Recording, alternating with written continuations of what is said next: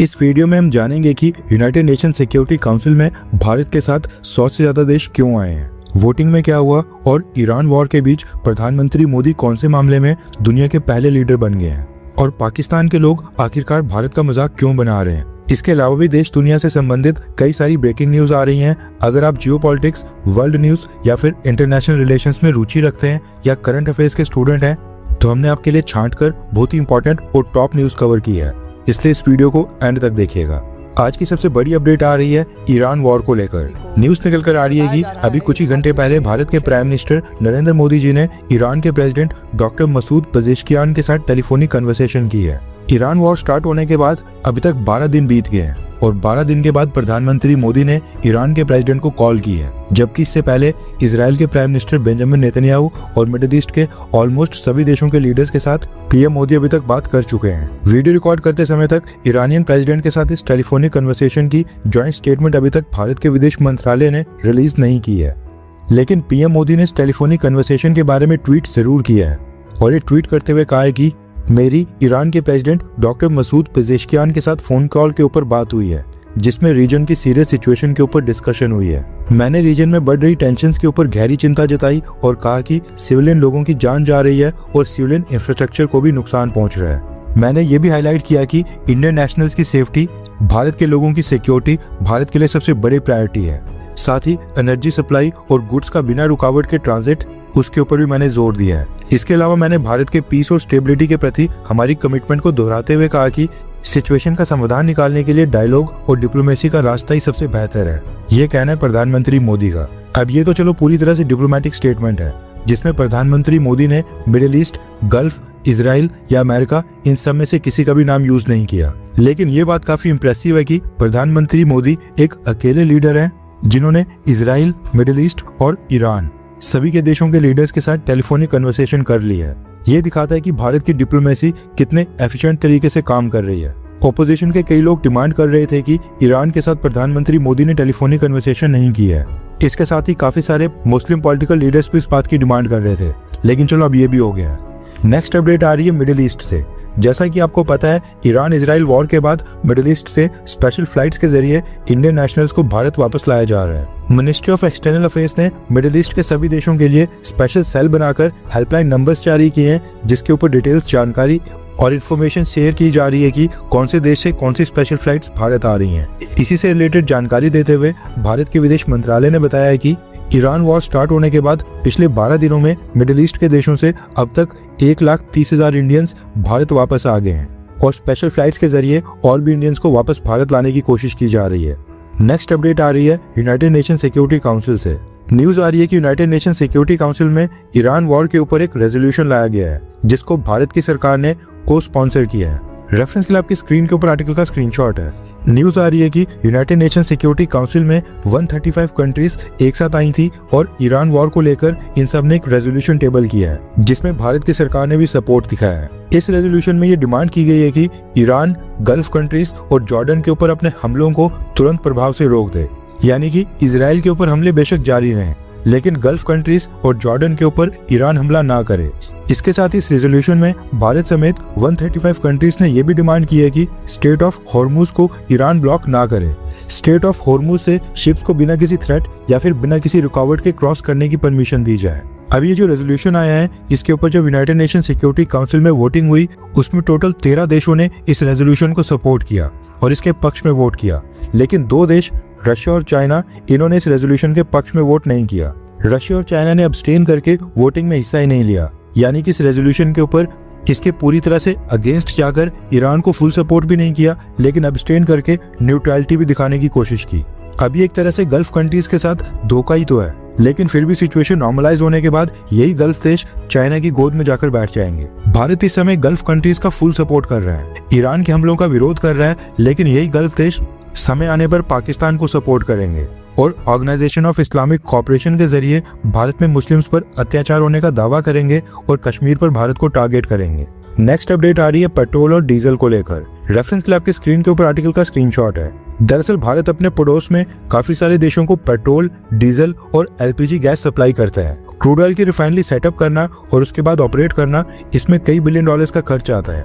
इसलिए छोटे देशों में रिफाइनरीज नहीं होती हैं और ये छोटे देश डायरेक्ट दूसरी कंट्री से पेट्रोल, डीजल या रिफाइंड प्रोडक्ट्स परचेज करते हैं। ऐसा भी नहीं है कि भारत के सभी पड़ोसी देश अकेले भारत से ही सारे का सारा पेट्रोल, सारा डीजल या फिर सारी एलपीजी गैस परचेज करते हैं और 100% भारत के ऊपर डिपेंडेंट है। सभी देश अपनी सप्लाईज को डाइवर्सिफाई करते हैं और किसी भी एक देश के ऊपर ज्यादा डिपेंडेंस ना हो, एक देश के ऊपर निर्भर ना होना पड़े, इसके लिए मल्टीपल देशों से पेट्रोल, डीजल या फिर एलपीजी गैस परचेज करते हैं। लेकिन अब मसला ये है कि मार्केट में क्रूड ऑयल और उसके बाद पेट्रोल, डीजल और एलपीजी गैस की शॉर्टेज हो गई है और जो सप्लायर्स क्रूड ऑयल, पेट्रोल और डीजल बेच रहे हैं और वो छोटे बायर्स को इग्नोर करके भारत जैसे बड़े बायर्स को सेल कर रहे हैं, क्योंकि उनको फ्यूचर में भी बिजनेस चाहिए।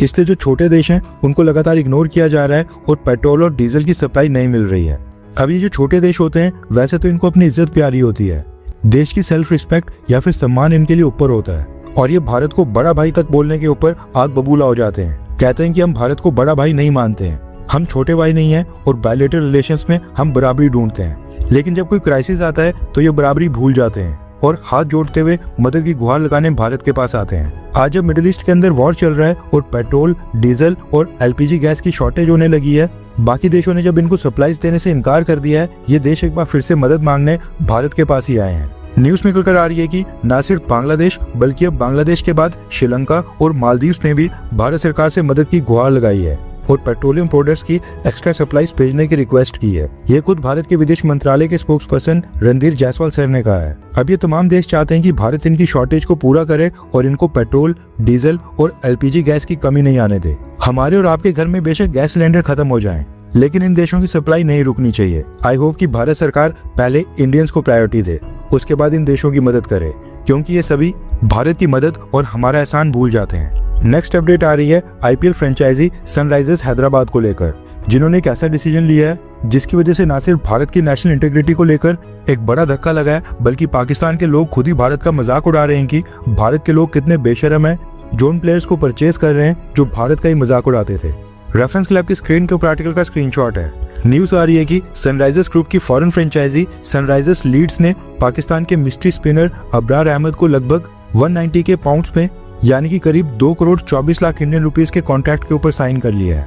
आईपीएल की तरह इंग्लैंड के अंदर द 100 नाम की लीग खेली जाती है, जिसमें सनराइजर्स ग्रुप द्वारा ओन्ड एक टीम है सनराइजर्स लीड। द 100 के ऑक्शन चल रहे हैं, जिसमें सनराइजर्स ग्रुप की सनराइजर्स लीड्स ने पाकिस्तान के प्लेयर अबरार अहमद को साइन कर लिया है और किसी भी पाकिस्तानी प्लेयर को साइन करने वाली सनराइजर्स फ्रेंचाइजी पहली भारतीय फ्रेंचाइजी बन गई है। मसला यहाँ पर पाकिस्तानी प्लेयर का भी नहीं है, उससे भी इम्पोर्टेंट बात यह है कि अबरार अहमद समय समय पर भारत को ट्रोल करने के लिए अपने सोशल मीडिया अकाउंट्स के ऊपर चाय पीते हुए फोटोज को पोस्ट करता रहता है।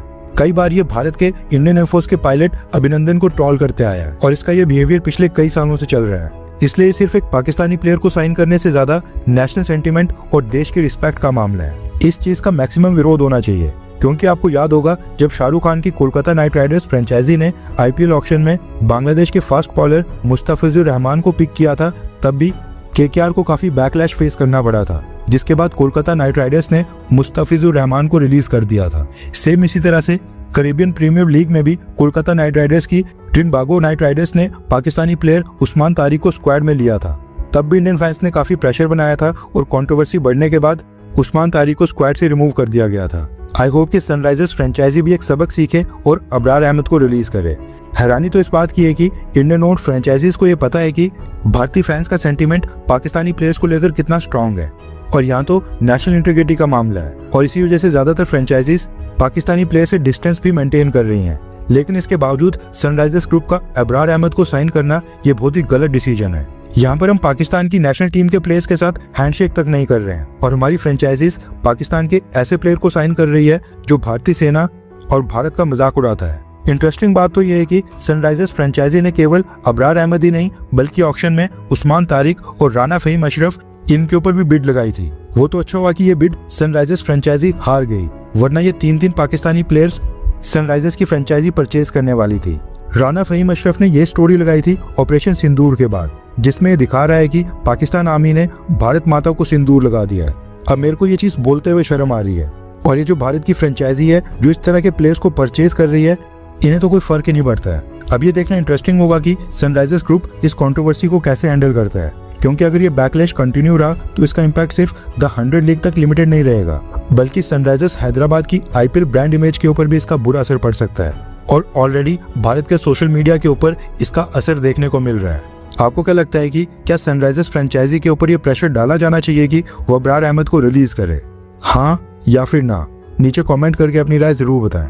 हर 24 घंटे के अंदर जियोपॉलिटिक्स में बड़े फेरबदलाव और उलटफेर हो रहे हैं और भारत के लिए नए चैलेंजेस आ रहे हैं। कोई देश अपने फैसले से पलट रहा है तो कोई देश ब्लैकमेलिंग के ऊपर उतर आया है। सभी देश एक दूसरे को नीचे लगाने की कोशिश कर रहे हैं। इन सब के बीच हमारा भारत किसी भी देश से पीछे न रह जाए, इसके लिए मोदी सरकार लगातार कोशिशें कर रही है। एंड भारत की foreign policy, defence news, economy और ग्लोबल अफेयर्स का सही एनालिसिस हमारे चैनल इंडियन अफेयर्स का मिशन है और ये मिशन आपके सपोर्ट के बिना अधूरा है।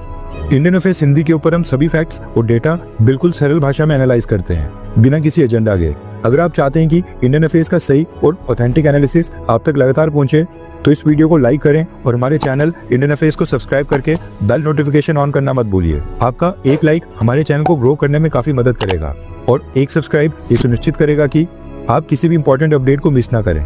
अगर आपने हमारे चैनल को पहले से सब्सक्राइब किया है तो दिल से धन्यवाद। जय हिंद, वंदे मातरम।